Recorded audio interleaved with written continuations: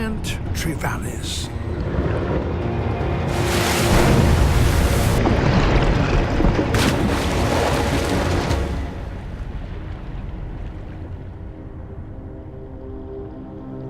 Usually, they are solitary hunters, but about 50 of them have come here from neighboring reefs, attracted by this abundance of potential prey.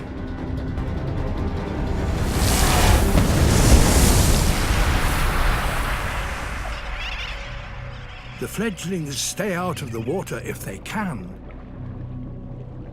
They even drink on the wing.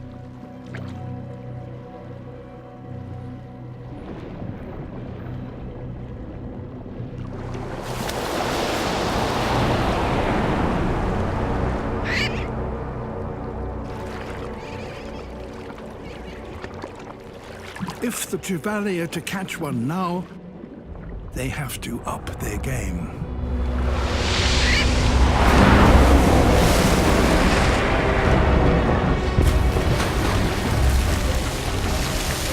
So there is a fish here that, amazingly, has a brain capable of calculating the airspeed, altitude, and trajectory of a bird.